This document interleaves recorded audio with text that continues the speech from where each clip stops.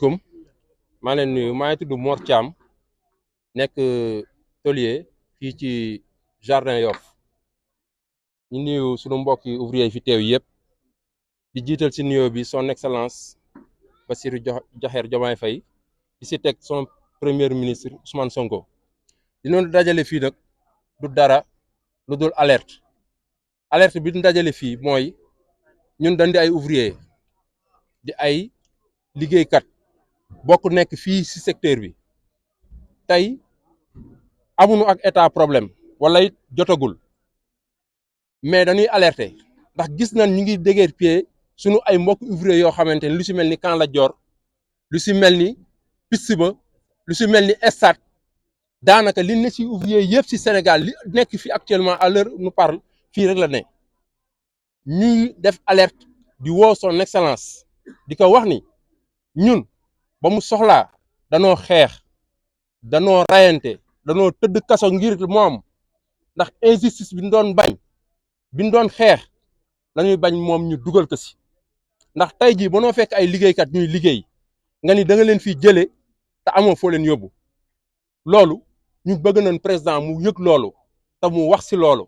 ndax fi nu nekk tey amuñu fenn fu nu mën a dem te jóge fii di dem foofu te joxuñu ko kon dañuy jox fu nu nekk ñu doog a dem loolu la ñuy interpeller ci état beneen bi mooy monsieur le maire bu Yoff muy Seydina Issa jeudi am nañ daje ak moom nee na dafa war a def stade fii ci terrain bi ci Ndangaañ monsieur le comment dirais-je monsieur le maire soo ma xoolee di nga ma xam nga ma bu baax dama lay wax am na recensement yoo ma defloo woon war na def 1 an ou bien de plus yaa ma joxoon fiche yi sa maire lan ma ko joxe pour ñu remplir ko nga ni da nga war a caser mécanicien parce que genre kii bu nekk gox bu ne war na am mécanicien yu ko fa représenté tey ma def recensement boobu ñëw indi ko sa maire yi jusqu'à présent loolu ñun amuñu ci benn nouvelle tey à ma grande surprise ñu ni monsieur le maire ñëw na ci secteur bi nee na dafa soxla 16000 mètres carrés mais gars yi 16000 mètres carrés bu ko jëlee ñun fan lañ jëm ak fi dëkk bi toll ni mu mitee ñun ñuy ay góorgóorlu di xëy suba 8 heures di ñëw fii ku ñu gis sunu tenue yi nag man nga nu xeeb mais ay liggéeykat lan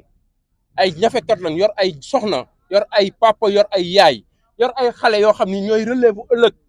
ñu yor sunu métier yi amul lu dul sunu métier mi ñu bëgg monsieur le ministre ak président Ousmane Bassirou Diomaye Diakhar Faye ñu ngi lay woo ndax ba xeex jotee xeexal nan la taxawal nan la jàppale nan la ba fal la kon tey suñu demee ba gis dara loo xamante ni mu ngi xew ci yeneen secteur te xam nañ ni fii la jëm si ñu ngi lay alerter di la wax ni nga bàyyi nu xel sax njaboot lan di wax monsieur le maire nga bàyyi nu xel sax njaboot lan ndax fi nu nekk dañuy liggéey te defuñu fi dara lu mooy liggéey kase moo nu fi indi xëy heure wàcc heure dem si suñu njaboot te luñ fi am suñu njaboot lañ koy dimbale tey yor ay xale yoo xamante ni ay xale ya loo xam ne ku si bàyyi école ñun la ñuy indil ñun ñoo yor ñun ñoo leen di jàngal métier di leen jox añ di leen jox reer di leen jox ndékki tey bu doon jëlee fii te yóbbu leen nu fenn loolu mooy yokk chômage ak fi dëkk bi toll. loolu mooy yokk chômage ak fi dëkk bi toll dëkk bi metti na trop te comprendre nañ leen yéen ñi nga xam ne yéen nouvelle régime bi fi nekk parce que fi ngeen fekk réew mi la comprendre nañ mituwaayu dëkk bi ñu ngi ànd ak yéen si loolu ñu ngi leen di muñal si loolu parce que xam nañ ni da ngeen fekk si dëkk bi si ay conditions yu métti ngeen jël dëkk bi si ay conditions yu métti ñun comprendre nañ loolu ñu ngi leen di muñal si loolu malgré que on est avec vous jusqu'à lu ñu mën a am ñu yéen lañ àndal mais ñun comprendre nañ loolu mais bu ñu comprendre loolu ba pare nag di subir les conséquences di fay lu nu lekkul di fay lu nu naanul ba pare di ko ànd ak yéen ñu xëy tey ñi dañu fiy jëlee di doon taxaw poser la question ana ñun doon xeexal ana Ousmane Sonko min doon xeexal ana Bassirou Diomaye Diakhar Faye min doon xeexal ana ñoom li ñu waxoon weddiw nu leen gëm nañ leen on est avec vous mais bàyyi leen nu xel xam ne ay jeunes ñoo fi ne ay ndaw ñoo fi ne ay liggéeykat ñoo fi ne kenn nekk fi nag lu dul ay liggéeykat loolu laa amoon ci kàddu yi may wax di nuyuwaat mbokki ouvrier yi fi teew yëpp site bi mur bii nga xamante ni nii dañ koo miiree mur bi fi la ñu fekk mur bi ñun fi la ñu fekk ñun ñu ngi nekkoon ci biir ñu génne ñu ci biti doxale mur bi vide la dara neewu fi te ay nit rek lañ koy jox mais ñun koy jox ñun gënu nuñ ci yey te tey ji bala nga xam ne ñun mën nañ defar fi nu ne ñu moom ko mais tey fii kenn ñëwewul investir parce que moomuñu ko te buñ fi investir ñu ñëw yàqal nu ko kon loolu pertement la kon nan nu jox ñun demandé wuñu état dara nanu jox fu nu nekk rek muy suuf fu ma mënti dem ci ndaje yu ma mënti dem muy teewal fa mécanicien yi ñun suuf la ñu soxla malgré nous dañu bokk secteur informel mais suñu cas dafa xaw a particulier ndax ñun suuf la ñu soxla bu nu so amee suuf ñu defaral suñu bopp suñuy garage toog liggéey tranquille duñu jotee kenn dara salaamaaleykum wa rahmatullah. Il est temps de donner les artisans leur part. Ouest Foire a été morcelé très longtemps, mais l'État n'a jamais appelé un artisan pour lui dire que voici votre part. Nous avons fait le plan avec le géomètre, toute l'étendue de ce site-là. Nous connaissons que ça appartient à l'État du Sénégal et nous sommes des fils de l'État du Sénégal. Il faut que l'État du Sénégal nous octroie ce site-là. C'est ce que nous réclamons. Je vais parler de la Zampa dont le président Macky Sall avait construit pour les mécaniciens. Parfois, on entend que les mécaniciens ne veulent pas partir à Diamniadio. Je dirais encore, c'est archi-faux. C'est l'État qui n'a pas la volonté de terminer les chantiers. L'État n'a pas une politique saine de continuité pour pouvoir livrer cette Zampa aux artisans qui ont été déguerpis. Je peux prendre le cas de l'Estade Léopold Senghor, le cas de l'ancien piste, le cas de l'Ardior récemment. Ça, ils font des déguerpissements pour augmenter l'anarchie du pays. S'il y a l'anarchie ou bien une occupation illégale, c'est l'État qui le cautionne parce que c'est l'État qui a le devoir d'encadrer les travailleurs, mais encore de nous donner des sites. La Zampa, jusqu'au moment où on vous parle, on ne connaît même pas les modalités pour accéder à cette Zampa. Depuis combien d'années? Donc 20 mois, c'est trop pour ne pas vraiment continuer une construction, pour pouvoir régler une partie des mécaniciens, parce que tous les mécaniciens ne peuvent pas relier la Zampa. C'est impossible. Il nous faut des garages au niveau des communes. Comme on prépare les postes de santé, les stades, les écoles, etc. Tout à l'heure, mon collègue a parlé du stade que le maire veut construire ici. Comment peux-tu avoir un projet de construction d'un stade pour le loisir, pour les sports, et déguerpir des gens qui forment des milliers de personnes? Toi, tu te concentres pour jouer. Les gens, ils se concentrent pour travailler. Toi, tu veux les déguerpir. Ça, c'est inadmissible et nous ne laissons pas faire. Le sous-préfet, le maire, le commandant de la gendarmerie ont été venus ici. Le maire a une approche qu'on peut comprendre parce qu'il est venu communiquer avec nous. Mais nous ne voulons pas une communication, une anguille sous roche. Il ne faut pas venir communiquer correctement avec nous. Le lendemain, il nous convoque pour nous dire que j'ai un projet de stade. J'ai besoin de 16 000 mètres carrés. Nous lui dirons que ces 16 000 mètres carrés-là, il faut les faire d'ateliers de référence, de garages modernes. C'est ce que nous attendons de nos autorités. Nous remercions également tous les mécaniciens qui sont ici présents et qui ne sont même pas dans ce site pour montrer la solidarité. Désormais, comme l'a dit Fallou, nous sommes unis et indivisibles et nous combattrons tout facteur de déguerpissement pour pouvoir amener les gens au chômage. Comment peux-tu avoir des projets, des agences pour lutter contre l'immigration clandestine et à chaque fois tu envoies les gens au chômage? Le véritable problème de l'immigration clandestine, c'est les déguerpissements. Oui. Et c'est l'État qui déguerpit. Comment tu peux déguerpir les gens et lutter contre l'immigration clandestine? Donc, il faut donner dès maintenant le foncier qui est disponible.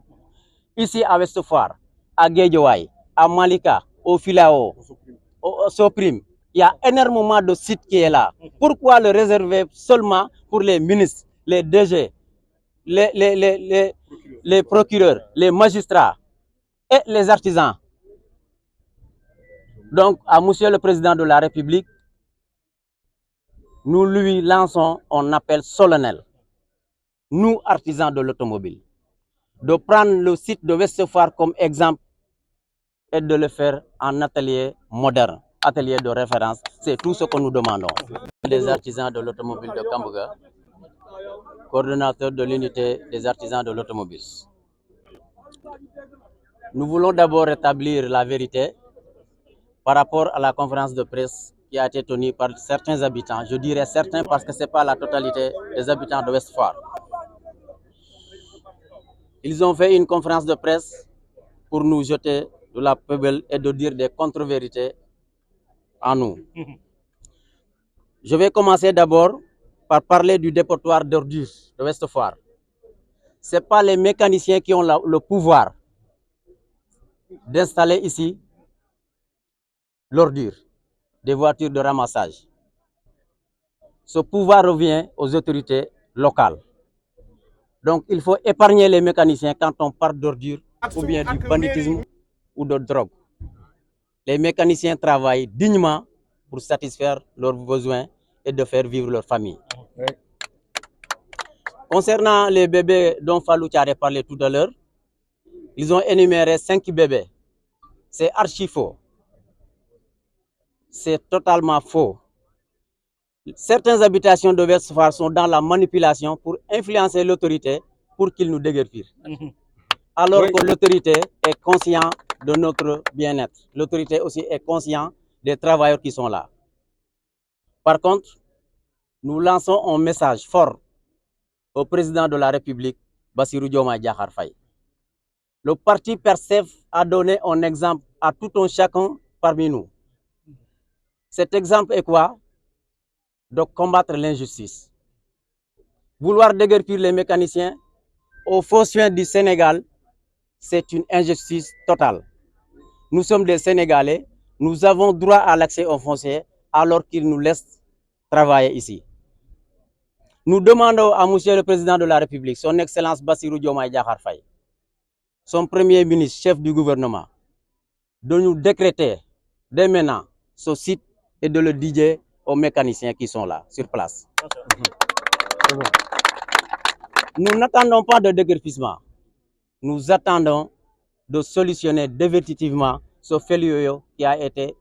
éradiqué et qui a été vraiment dont tous les pouvoirs, tous les gouvernements qui ont passé ici n'ont pas réglé.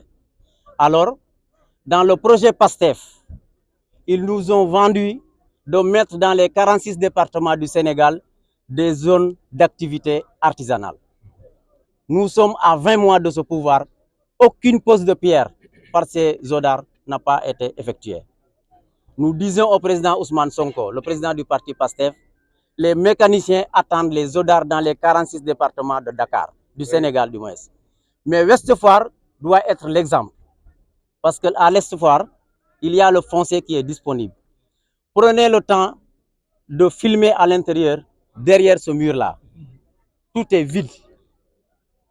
Est-ce que le pouvoir, l'État du Sénégal, qui prône la souveraineté nationale, qui prône l'économie endogène, pourra venir ici pour déguerpir les mécaniciens, pour donner ce foncier-là aux bandits fonciers, aux gens qui ont toujours détourné l'argent du contribuable, détourné le foncier du Sénégal. ak dégloo gaay ñi ngi nuyu bépp mécanicien boo xam ne yaa ngi nekk fii nuyoo bi nag si yéen lañ koy jiitale ñu ngi siy teg président de la république Bassirou Diomaye Diakhar Faye di si teg son premier ministre Ousmane Sonko. Dañuy wax ne surga lu mu ñàkk-ñàkk dogal si kër sañ na ne suur naa ñun fii ñu nekk nii dafa am ñoo xam ne dañoo def conférence de presse salteel suñu der ne lan ne dafa am ay 5 bébés yu ñu fi for yoo xam ne ci garage mécanicien yi lañ ko foree alors que loolu amut li am mooy sereet yi nga xam ne ñooy jël mbalitu Ouest Foire ñoo yëpp bébé Ouest Foire yóbbu ko ci mbalitu Ouest Foire ñu jiin ko waa mécanicien yi kon bébé bi seen bébé la yéen waa Ouest Foire seen bébé la beneen bi si topp moom mooy ñun fii ñu nekk nii dañ ñu ne dafa am ñoo xam ne dañoo làqatu si ñun di liggéey di def di jaay leneen wala di def leneen loolu c'est faux amut ndax ñun fii ñu nekk nii li ñuy liggéey dañoo am ay gardien te ñun ay fulla lañu am ku dugg suñu garage xam ne ñun ay borom fulla lañu kenn amu yebeewu ñu noonu ku ñëw fii xam nga ne carrément ñii ay liggéeykat lañu ndax man maay le transformateur double commande ak voiture pour handicapé Sénégal kon xam nga duñu ay cooma duñu ay nit yu ndaw mais tey jii bu ñu ñëwee tuumal ñu ne ñoom dañoo ñëw fii nii suñuy atelier yi fekk fi ñeneen ñoo xam ne ñu ngi fiy jëf naka sul noonu loolu amut ndax ña koy tux seen doom la ña koy jaay seen doom la kon du ñun encore may wax ne garage bu ñu sanc bëccëg ak kër gu ñu tabax guddi kan moo ci gën a nekk illégal garage boo xam ne bëccëg lañ ko samp bañ koy samp préfet moo ko samp ak sous préfet ak gendarmerie ak mairie ak CADAS ak urbanisme ñooñu sanc fii ñoo tax ñu sanc fii te bëccëgu ndar kàmm la waaye kër yi nga xam ne ñoom ñooñu jàkkaarloog ñun guddi lañ ko tabax ñun ak ñooñu kañ moo nekk a nekk kër yi ñoo nekk illégal mais pas garage yi ñoo nekk illégal kon ñun ñoo nekk légal on est légal tooguñu fi nag suñu sago toogewuñu fi lenn liñ fi toogee mooy préfet moo ñu fi teg kon ñun dañoo toog fii d'abord bi si topp moom mooy nous sommes des sénégalais comme ñëpp ay sénégalais lañu carte d'identité nationale lañu yor ba pare di exercer métier boo xam ne dafa particulier ndax ñun ku école dàq ñun ñoo lay defar kon ñun ay artisan lañu automobile ñu am ministère am koo xam ne moom moo yor suñu kaaraange mooy ministre bi tey jii beneen ministre bu ñëwee menacé ñu suñu ministre ñu ngi lay xaar pour nga ñëw défendre ñu parce que yow yaay suñu wéeruwaay waaye fii ñu nekk nii biñ fi toogee ak léegi ku nekk ñëw na fi saytu fi Antoine Diome ñëw na fi ba mu fi ñëwee dafa ne yéen ñii kat da ngeen di liggéey te ñooñu seeni wujju lañu kon ñooñu bu ñu ñëwee mënuñoo toléré fii keneen ku ñu bëgg a jële fii nag préparer sa bopp ndax sa kaw la ñuy dal ndax dañ ne ñun artisan automobile yi désormais gis nga ñi fi nekk nii du waa suñu secteur bi kese de képp ku nekk artisan fii Sénégal teew nga fii ñii dañoo jël car ñii jël oto bu ndaw ñii jël ay moto yegg si fii désormais benn artisan automobile dootuñu ko déguerpir ku xëy si ñun ñu gont ci yow ak ku mu mën a doon nag loolu lañu décision boobu la ñu jël ñu jàpp ko ñun ñëpp ñu doon benn say àndandoo xeex contre déguerpissement instant bii nag nous sommes menacés parce que saa yu ñu waxee déguerpissement booy déguerpir da ngay déguerpir loo xam ne baaxul muy mbalit nous ne sommes pas des poubelles nous sommes des artisans et des humains et des nationalités sénégalais kon ñun ay sénégalais lañu buñ ñu sóoraale mukk ci yëkkati ñu di ñu sànni feneen